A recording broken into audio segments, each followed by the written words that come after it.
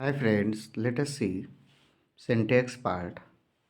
It means next part 3, syntax of pronoun.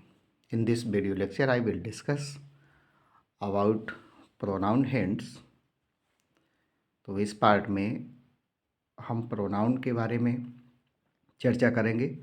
Pronoun से संबंधित exam में जो प्रश्न पूछे जाते हैं कहीं वो उनमें गलती ना हो जाए, तो बिना किसी देरी के सीधा इसको देख लेते हैं।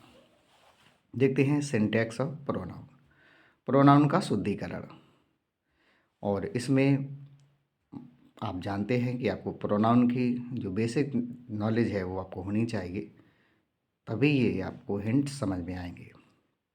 जैसे देखते हैं यहाँ पे रूल फर्स्ट क्या है, the person of any pronoun is used according to its antecedent noun.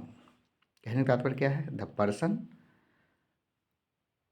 Of any pronoun, किसी भी सर्वनाम का जो पर्सन है, इज यूज्ड वो प्रयोग किया जाता है according to its antecedent noun, उसके पूर्ववर्ती नाउन के अनुसार। जैसे देखते हैं, एवरी डॉटर शुड ओबे हर पेरेंट्स, हर पुत्री को अपने अभिभावक की आज्ञा का पालन करना चाहिए। तो आप देख रहे हैं यहाँ पे एवरी आया है और एवरी सिंगुलर यूज होता है यहाँ पे ये, तो इसके हिसाब से हर का प्रयोग किया गया है। ओके, अगर ये प्लूरल होता तो यहाँ पे दियर हो जाता। इसी प्रकार से आगे देखते हैं, all the boys must do their duties. अब आप देखते हैं ऑल आया है, बहुवचन है, ऑल द बॉयज ये पूरा प्लूरल हो गया है, यहाँ पे ये वाला ये प्लूरल हो गया है, तो मस्ट डू दियर ड्यूटी, तो यहाँ पे दियर का प्रयोग किया गया है। यही परीक्षा पूछा जाता है, तो यहाँ पे हिज कर दिया, हर कर दिया, देम कर दिया तो ये गलत हो जाएगा। तो इसको ध्यान में रखते हुए भी इसका प्रयोग करना है, दियर ड्यूटीज। शायद समझ में आ गया होगा। इसी प्रकार से रूल आगे देखते हैं,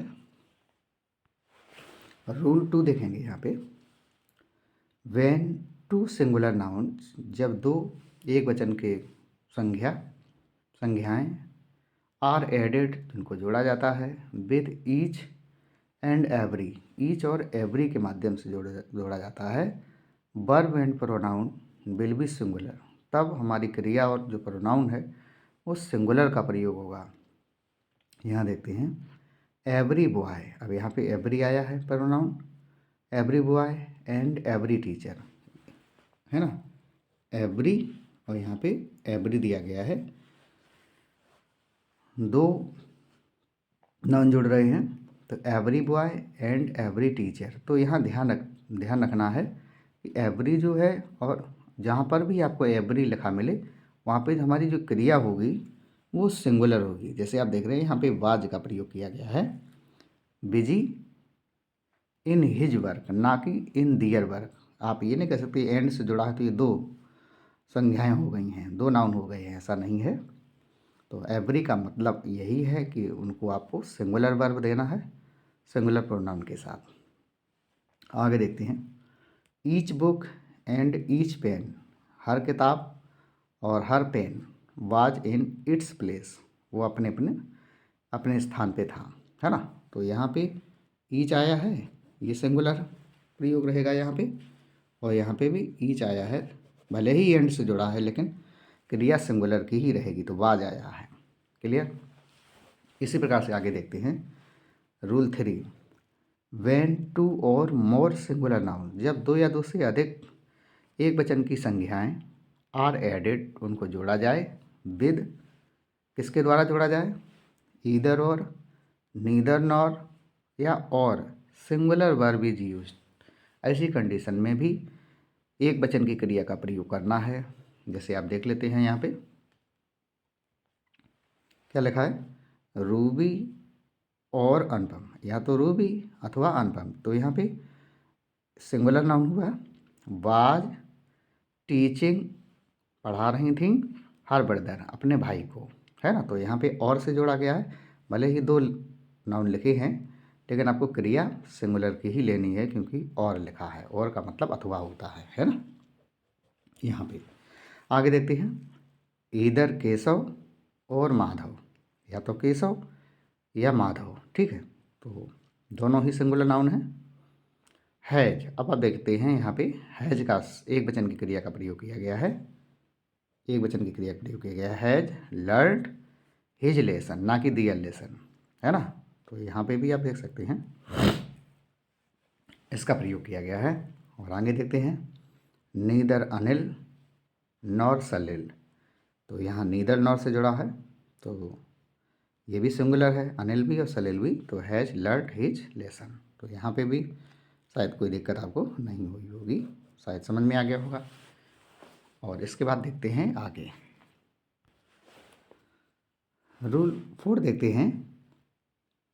और इससे रिलेटेड परीक्षा में जो प्रश्न पूछे जाते हैं उसमें विद्यार्थियों के प्रश्न गलत हो जाते हैं क्योंकि उन्होंने ध्यान से पढ़ा नहीं है या सो ध्यान से देखा नहीं है ना। तो ये जो मेहनत हो रही है वो सभी विद्यार्थियों के लिए है, चाहे वो किसी भी क्षेत्र से हों। अगर एक बार इनको रिवाइज अच्छे से कर जाएंगे तो आपको बहुत सहूलियत मिलेगी और एग्ज़ाम में आपके प्रश्न गलत नहीं होंगे। देखते हैं, when singular subject and plural subject, जब एक वचन का कर्ता और बहुवचन का कर्ता इज यूज्ड, उसका प्रयोग किया जाता है विद ईदर और, नीदर नॉर, ईदर और नीदर नॉर के साथ प्रयोग किया जाता है, और वर्ब एंड प्रोनाउन, और अथवा verb and pronoun are used according to last subject. ये नियम ध्यान रखना है कि जब दो संज्ञाएं जोड़ी जाएं तो उसमें प्रयोग किसका हो, ईदर और नीदर नॉर, और का प्रयोग हो, यहाँ पे और है, ये कंजंक्शन ही रहेगा। और वर्ब एंड प्रोनाउन, तो आपको वर्ब और pronoun are used according to last subject, तो आपको लास्ट वाले कर्ता के अनुसार वर्ब और प्रोनाउन का प्रयोग करना है। जैसे देखते हैं, ईदर मोहन और हिज फ्रेंड्स, यहाँ देखते हैं ये तो सिंगुलर है मोहन, यहाँ तो सिंगुलर हो गया ये, है ना। और यहाँ पे हिज फ्रेंड्स ये प्लूरल हो गया। तो आपको जो क्रिया लेनी है कि हम इसके अनुसार क्रिया लगाएं कि इसके अनुसार क्रिया वर्ब लगाएं, तो यहाँ पे सीधा दिया गया है कि हमें लास्ट वाले नाउन से सीधा लिखा है, क्या लिखा है, pronoun are used according to last number, verb and pronoun, हो ना। तो हमें वर्ब किसके, लास्ट वाले प्रोनाउन के हिसाब से लगानी है। तो हिज फ्रेंड्स, ये तो यहाँ पे आर आ गया, आर आएगा, आर राइटिंग दियर लेसन। तो यहाँ आप देख रहे हैं वर्ब प्लूरल और प्रोनाउन भी थर्ड पर्सन का प्रयोग किया गया है ना। दियर लगाना है आपको, इसी के अनुसार चलना है, इसके अनुसार नहीं चलना है। इसी प्रकार से आगे देखते हैं, neither Kanchan nor her brothers, ना तो कंचन और ना ही उसके भाई, तो failed in their, failed in doing their, तो आपको यहाँ पे देख रहे हैं ये वाला दियर का प्रयोग करना है क्योंकि यहाँ पे हमारा जो संज्ञा है वो कैसी है, बहुवचन की है, तो बहुवचन की है तो यहाँ पे थर्ड पर्सन का प्रोनाउन यूज हो रहा है। आगे देखते हैं, रीता और हर ब्रदर्स, रीता अथवा उसके भाई हैव कंप्लीटेड दियर वर्क, तो यहाँ पे भी आप समझ गए होंगे कि ब्रदर्स का प्रयोग किया गया है, इसी के अनुसार हमें ये वाला प्रोनाउन फिल करना है, ठीक है। लास्ट वाले सब्जेक्ट के हिसाब से क्रिया लगानी है, उसी के हिसाब से प्रोनाउन सेट करना है, ओके। आगे देखते हैं रूल 5 में, व्हेन ट्रिपलेट्स यानी तीनों persons are use, first person, second person, third person, यहाँ बात हो रही है फर्स्ट पर्सन, सेकंड पर्सन और थर्ड पर्सन। फर्स्ट पर्सन कौन होते हैं, आई और वी होता है, सेकंड पर्सन यू होता है, third person he, she, it, they, ये पर्सन का खेल होता है। तो जब तीनों पर्सन का प्रयोग हो रहा हो एक साथ, ऑलवेज यूज द सीरियल, तो हमेशा प्रयोग करो, ऑलवेज यूज, यहाँ पे डी नहीं आएगा, ऑलवेज यूज तो हमेशा प्रयोग करो, द सीरियल 231। तो 231 सूत्र है, इसको फॉलो करना है। इज फॉलोड बाई प्रोनाउन अवर। इसको देखते हैं। जब तीनों पर्सन एक साथ दिए जाएं किसी भी सेंटेंस में, परीक्षा में पूछा जाता है, तो सेंटेंस को ये जो सिस्टम होता है इसको बिखेर दिया जाता है। तो इसको 231 से सेट कर लो। कैसे कर लेते हैं, जैसे देखते हैं। यू, ही एंड आई। आप कहेंगे 231 कैसे हो गया, तो यू सेकंड पर्सन है ना, तो ये हो गया सेकंड पर्सन। ही थर्ड पर्सन हो गया, तो यहाँ पे हो गया थर्ड पर्सन। आई फर्स्ट पर्सन हो गया, तो ये हमारा सूत्र कौन सा बन गया, 231, 231 है ना। और इसके बाद अगर आपको प्रोनाउन देना है तो हमेशा याद रखना, तो is followed by pronoun our, ये ध्यान देना है। जैसे you, he and I must. एक बात और ध्यान रखेंगे कि यहाँ आई के साथ एम नहीं आएगा, ये पहले वाले सब्जेक्ट के हिसाब से आर आएगा। ये बहुत इंपॉर्टेंट बात है। कभी कभी विद्यार्थी सोचते हैं आई के साथ एम आता है, आई के साथ, है ना, तो आई अपने साथ आर भी लाता है। जब कंडीशन इस प्रकार की बन रही हो तब आर आएगा। क्लियर, इस पर ध्यान देना है। आगे देखते हैं, यू, ही एंड आई। यहाँ पे भी देख लें, मस्ट डू अवर वर्क। अब आप ये सोचेंगे कि 1 2 3 3 सब्जेक्ट हो गए हैं तो यहाँ पे दियल लगा दें, ऐसा भूल के नहीं करना है, क्योंकि 231 इज फॉलोड बाई प्रोनाउन अवर। इतना ध्यान रखना है कि यहाँ पे आपको अवर का प्रयोग करना है। इसके बाद फ्रेंड्स देखते हैं रूल 6 क्या है। प्रोनाउन यहाँ से देखेंगे, प्रोनाउन 31 21, यानी third person first person, second person first person, is followed by our. इतना ध्यान देंगे, जो 31 है और 21 है ये संख्या याद कर लेंगे आप। Third person first person, second person first person, 31 21 is followed by our and 23 followed by your. ये नियम बहुत इंपॉर्टेंट है, इससे संबंधित प्रश्न परीक्षा में पूछ लिए जाते हैं, कंपटीशन की परीक्षा में, तो ध्यान दें यहाँ पे। जैसे देखते हैं प्रमोद एंड आई, तो प्रमोद हो गया आपका थर्ड पर्सन, ये ऊपर लिखा है, एंड आई ये फर्स्ट पर्सन हो गया। शुड लर्न अवर लेसन, बस सीधा आपको ये फार्मूला याद करना है, अवर का ही प्रयोग करना है। इसी प्रकार से you and I, you second person, ये फर्स्ट पर्सन, 21 हो गया। Should learn our lesson. Clear, आगे देखते हैं, यू एंड राम, यू हो गया थर्ड सेकंड पर्सन, ये हो गया थर्ड पर्सन, 21 बन गया। आर डूइंग, और ये आपके कितनी संख्या बन गई 2 और ये 3, तो 23 हो गई। इज फॉलोड बाई आवर, तो यहाँ पे योर हो, सॉरी यहाँ पे योर है, योर वर्क। बस कुल मिला के आपको इतना याद रखना है, 21 31 इज फॉलोड बाई आवर और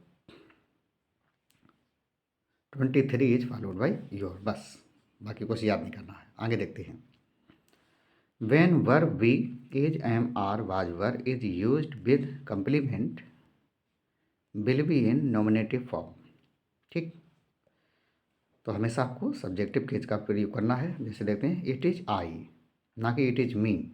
it is I who can help you, ये मैं ही हूँ जो तुम्हारी मदद कर सकता हूँ। ये आगे देखते हैं, it was he that solve this sum, ये वही था जो उसको इस सवाल को हल कर सकता था, है ना। तो यहाँ पे इट वाज के बाद सब नॉमिनेटिव केस लेना है, और यहाँ पे आई और ही अंडरलाइन किया गया है, शायद समझ में आ गया होगा आपके।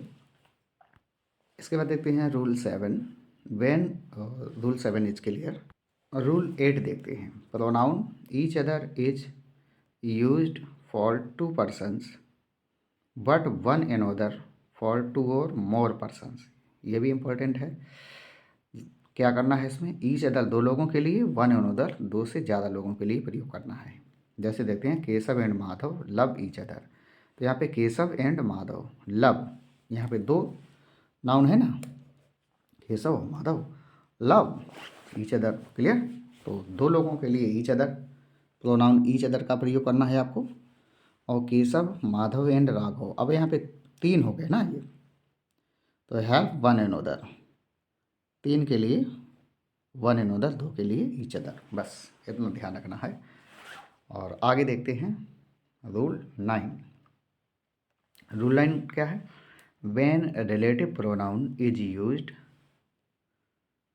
जब रिलेटिव प्रोनाउन का प्रयोग हो, verb is used according to antecedent of number in person, तो उसकी जो क्रिया आएगी वचन और पर्सन किसके अनुसार आएगा?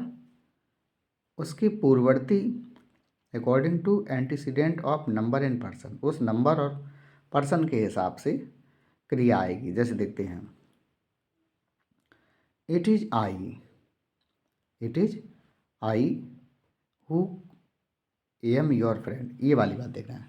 आई आया है ना, ये हो गया रिलेटिव प्रोनाउन हु, और हु से पहले क्या है? आई है, तो आई के साथ एम आता है, तो वही बात यहाँ पे बताई गई है। जो भी हु के पहले वही बताया गया है, उसके पूर्ववर्ती नंबर इन पर्सन के हिसाब से, ये नंबर इन पर्सन है आई, तो यहाँ पे एम आएगा, है ना। आगे देखते हैं, this is one of the boys, लड़कों में से एक लड़का, बॉयज। अब देखो रिलेटिव प्रोनाउन हु आया है यहाँ पे, और हु के पहले बॉयज है ना, तो यहाँ हमें जो क्रिया देनी है वो प्लूरल की देनी है इसके अनुसार। शायद समझ में आ गया होगा। Stolen my book, clear. आगे देखते हैं, नोट में देख लेते हैं, relative pronoun who is used for person only. जो रिलेटिव प्रोनाउन हु होता है वो केवल व्यक्तियों के लिए प्रयोग किया जाता है। जैसे देखते हैं, द बॉय, अब यहाँ पे देखते हैं हु की पहले क्या है? बॉय है। इज सिटिंग नियर मी, जो मेरे पास बैठा है, इज माई फ्रेंड, वो मेरा मित्र है ना। तो यहाँ पे हु व्यक्तियों के लिए आता है। ही हु, अब देखो हु आया, ही के लिए आया, ही कोई पर्सन है। वॉक्स अर्ली इन द मॉर्निंग, जो सुबह टहलने जाता है या भ्रमण पे जाता है ना, टहलने जाता है। गेट्स एनर्जी, वो एनर्जी प्राप्त करता है ना। तो कुल मिला के आपको हु के साथ कोई एनिमेट सब्जेक्ट होता है, बस इतना ध्यान रखिए। यह मैंने लिख भी दिया है, who is used in nominative case, okay, whom is used in objective case, whose is used in possessive case, इतना ध्यान रखना है। जैसे यहाँ पे देखते हैं, the girl who studies here, वह लड़की जो यहाँ पे पढ़ती है, इज माई कजिन, वो मेरी चचेरी बहन है। तो हु के लिए गर्ल के लिए हु आया है। आगे देखते हैं, दिस इज़ द गर्ल, ये वो लड़की है, whom आई लव, जिसको मैं प्यार करता हूँ। तो वो क्या है? तो इसके साथ ऑब्जेक्टिव केज है यहाँ पे, तो यहाँ पे whom का प्रयोग करना है। The sun whose rays give life to the earth, the sun सूर्य ही है, हुज रेज जिसकी किरणें गिफ्ट देती हैं लाइफ जीवन, टू द अर्थ पृथ्वी पर, is a source of energy, वो एक ऊर्जा का स्रोत है। तो आप देख रहे हैं हुज रेज, है ना। तो हुज जो क्या है, यहाँ पे पजेसिव प्रोनाउन के अंतर्गत प्रयोग किया गया है, क्लियर। ये हो जाएगा हुज, इस पे अंडरलाइन है, होम पे है। आगे देखते हैं, rule 10, that is used for both the person and thing. That is use, that का प्रयोग कहाँ पे करना है? Used for the person, person के लिए प्रयोग किया जाता है, एंड थिंग, वस्तुओं के लिए भी प्रयोग किया जाता है रिलेटिव प्रोनाउन दैट। जैसे देखते हैं, अनइजी लाइज द हेड, वो uneasy lies the head that bears the crown, कहने का तात्पर्य जो सिर मुकुट धारण करता है वो असाधारण हेड होता है ना। लेकिन इसका इडियम में कुछ दूसरा अर्थ होता है, शायद महल वाला रोवे छप्पर वाला सोवे, इस प्रकार से शायद है, क्लियर नहीं है। तो ये कहने का तात्पर्य ये है कि बड़ा पद बड़ी जिम्मेदारी, इतना ध्यान रखेंगे आप, है ना। तो यहाँ पे दैट का प्रयोग किया गया है। दैट दोनों के लिए आता है, पर्सन के लिए और पर्सन के लिए और वस्तु के लिए। The plane that landed a minute ago, the plane माने जो हवाई जहाज, दैट लैंडेड, अभी यह हवाई जहाज थिंग में आ गया है। दैट लैंडेड अ मिनट एगो, एक मिनट पहले जो अभी लैंड किया है, केम फ्रॉम दिल्ली, वो दिल्ली से आया है, क्लियर। रूल 11 देते हैं, pronoun such is followed by as, same followed by as और दैट, कितना ध्यान रखना। सच के बाद आपको एज का प्रयोग करना है, सेम के बाद एज और दैट दोनों आती हैं, बस इतना ध्यान देना है। Such boys as, such followed by as हुआ है ना, सच बॉयज ऐसे लड़के एज आर केयरलेस, वो लड़के जो केयरलेस होते हैं, लापरवाह होते हैं, सफ़र इन दियर लाइफ, वो अपनी ज़िंदगी में बहुत ज़्यादा कष्ट भुगतते हैं, है ना। तो यहाँ पे सच बॉयज आया है तो प्लूरल हो गया, तो यहाँ पे दियर हो गया। This is the same pen, same के साथ एज भी आया है। This is the same pen, ये वही पेन है एज आई गेव यू, जो मैंने तुम्हें दिया था, एज आई गैव यू, जो मैंने तुम्हें दिया था। आगे देखते हैं, he played with the same bat that I did, he played वह खेला विद द सेम बैट, उसी बैट से, दैट आई डिड, जिससे मैं खेला था। तो सेम के साथ एज और दैट दोनों आएगा और सच के बाद एज आएगा, बस इतना ध्यान रखना है। रूल नंबर 12 देखते हैं। रूल नंबर 12 थोड़ा लेंदी है, यहाँ पे देखते हैं। यहाँ पहले देख लेते हैं, इंस्टीड ऑफ के स्थान पर हु और विच, हु और विच के स्थान पे relative pronoun that is used, है ना। रिलेटिव प्रोनाउन दैट का प्रयोग कहाँ पे होगा, उसको मैंने एक साथ ले लिया है। आफ्टर सुपरलेटिव एडजेक्टिव, जहाँ पे सुपरलेटिव एडजेक्टिव का प्रयोग किया गया है, तो वहाँ पे भी, तो ये तो बात सामान्य सी बात है कि सुपरलेटिव डिग्री पहले द का प्रयोग होता है, ये तो जानते हैं। लेकिन उसका जो सेंटेंस बनेगा उसमें हमें रिलेटिव प्रोनाउन दैट का प्रयोग करना है। आल के साथ भी any, none, nothing and only, है ना। इंट्रोगेटिव प्रोनाउन जैसे वाट एंड हु का प्रयोग अगर हो विद टू एंटीसीडेंट, दो पर्सन की अगर बात की जाए, विद टू एंटीसीडेंट, जहाँ पे दो पूर्ववर्ती संज्ञाएं रखी जाए, पर्सन से एनिमल, जिसमें एक पर्सन हो दूसरा एनिमल हो, ऐसी कंडीशन में सभी के साथ हमें रिलेटिव प्रोनाउन दैट का प्रयोग करना है, इतना ध्यान देना है। और मैंने सभी के एग्जाम्पल लिए हैं, जितने शब्दों को यहाँ पे लिखा गया उतने ही मैंने एग्जाम्पल लिए हैं। आप देखते हैं, this is the best, this is the best that he could do, है ना।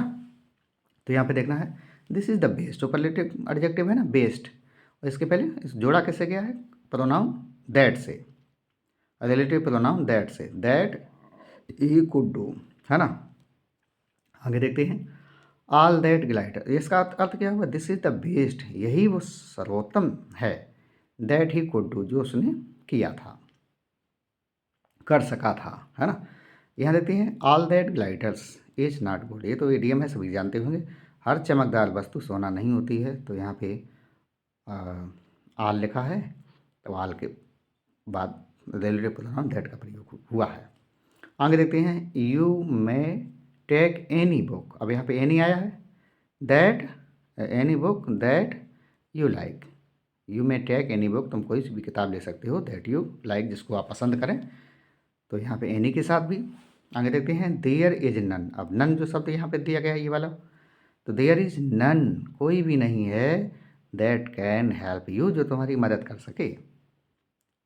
आगे देखते हैं, देयर इज नथिंग, अब नथिंग का भी प्रयोग हुआ है, यह देखो, देयर इज नथिंग, कुछ भी नहीं है, दैट अट्रैक्ट्स मी, जो मुझे आकर्षित करे।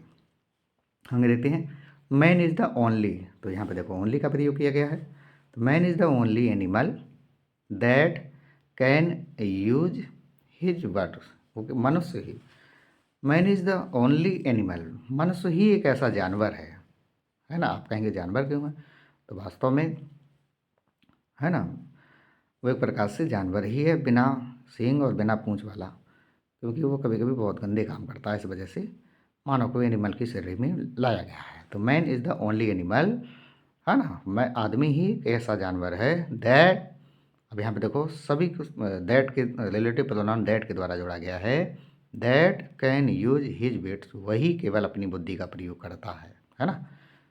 आगे देखते हैं, वाट, तो यहाँ पे देखो ये वाट लिखा है, तो what is it that max you fearless, वह क्या है जो तुम्हें निर्भीक बना सकता है ना।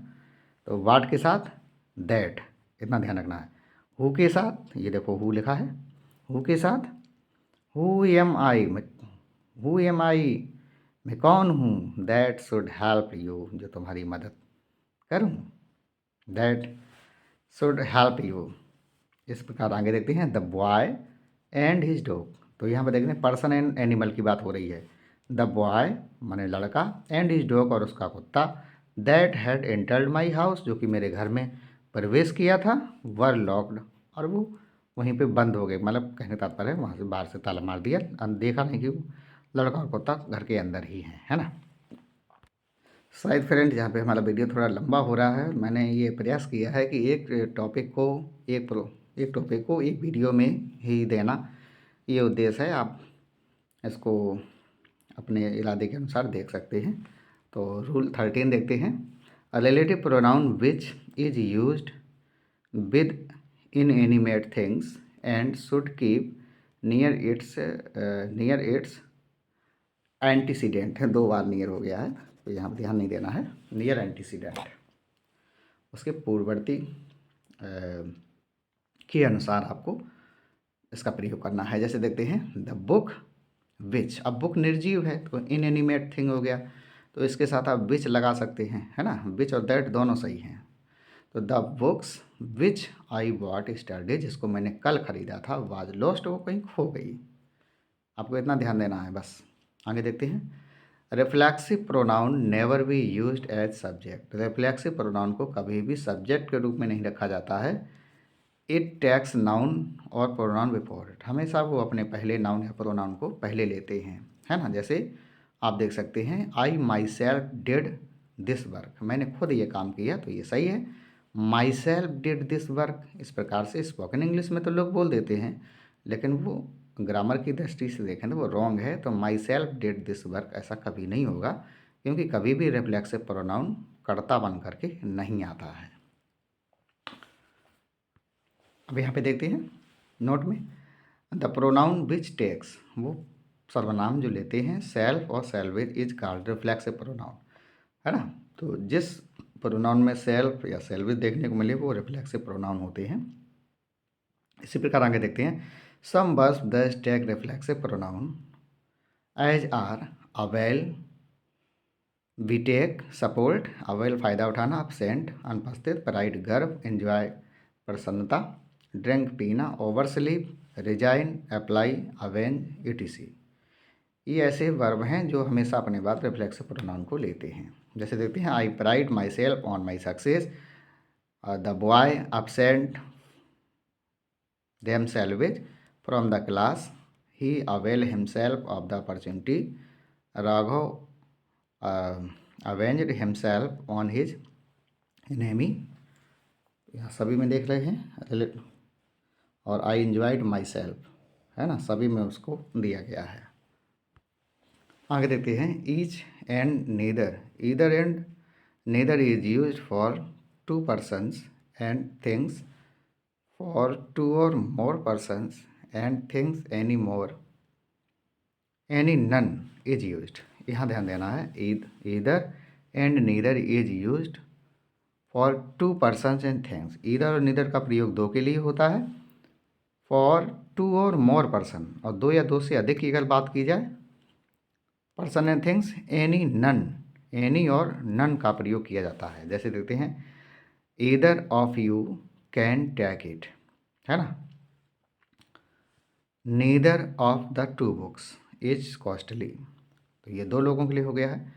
Any of the 7 days can save the man, है ना।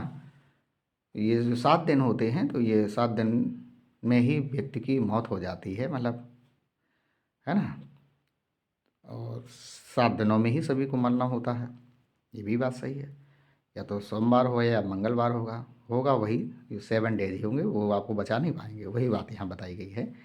नन ऑफ द 5 बॉयज, अब यहाँ पर देखो 7 की बात की गई, यहाँ पे 5 की बात की गई, तो एनी और नन का प्रयोग दो या दो से अधिक के लिए, दो के लिए ईदर और नीदर, बस इतना सीखना है। None of the 5 boys can do this work, इस काम को 5 लड़के हैं उनमें से किसी ने नहीं किया है, तो दिस वर्क। क्लियर।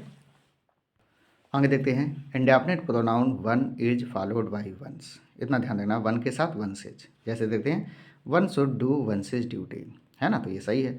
और one should do his duty, तो ये गलत हो जाएगा क्योंकि वन फॉलोड बाई वन से होता है, इतना ध्यान रखना है। इसके बाद देखते हैं रूल 18। रूल 18 क्या है? After than and as, than और एज के बाद pronoun can be used in the both sense, nominative case और ऑब्जेक्टिव केज, है ना। आफ्टर और एज के बाद आपको प्रोनाउन जो देना है वो नॉमिनेटिव केज का हो या ऑब्जेक्टिव केज, दोनों चल जाएगा, लेकिन ध्यान देना है। जैसे he is taller than me, ये भी सही है। He is taller than I am, यदि आप सब्जेक्टिव केज लाएँ तो इसके साथ क्रिया भी लाएँ, है ना। He is taller than I am, ये भी सही है। जैसे I swim better than him, ये भी सही है। I swim better than he does, तो यहाँ पे ही डज होगा क्योंकि प्रेजेंट इंडेफिनिट का वाक्य है। आगे देखते हैं। I am as tall as her, मैं उतना ही लंबा हूँ जितना कि वो, तो ये भी सही है। तो I am as tall as she is, तो यहाँ पे सब्जेक्टिव केज लाएंगे तो यहाँ पे इससे संबंधित हेल्पिंग वर्ब भी यहाँ पे लाएंगे। और फ्रेंड इसके बाद देखते हैं रूल 19 है जो लास्ट रूल है, the object of verb and preposition should be in objective case. ये ध्यान रखेंगे, इंपॉर्टेंट नियम है कि द ऑब्जेक्ट ऑफ वर्ब, किसी भी क्रिया का वर्ब हो या प्रपोजिशन का वर्ब हो तो हमेशा ऑब्जेक्टिव केज का प्रयोग करना है। जैसे इट इज़ बिटवीन, अभी इट इज़ बिटवीन प्रपोजिशन है, इट इज़ बिटवीन, तो यहाँ पे आपको ऑब्जेक्टिव केज देना है, ना कि ही और आई नहीं करना है। तो हिम एंड मी, ये सही है। आगे देखते हैं आई सा, अब ये क्रिया है, क्रिया के बाद भी आपको ऑब्जेक्टिव फॉर्म देना है। आई सा हिम इन द फेयर, मैंने उसको मेले में देखा, बस ये इसको याद करेंगे। और हमारे प्रोनाउन से संबंधित जितने रूल थे वो आज ही कंप्लीट होते हैं। आशा करते हैं आपको वीडियो पसंद आया होगा, और अगर आपको वीडियो अच्छा लगा है, कोई सलाह है या कोई मशवरा है तो आपको कमेंट बॉक्स में बताना है। और चैनल को ज़्यादा से ज़्यादा लाइक करें, शेयर करें, सब्सक्राइब करें। आपका दिन बहुत मंगलमय हो। Thank you very much.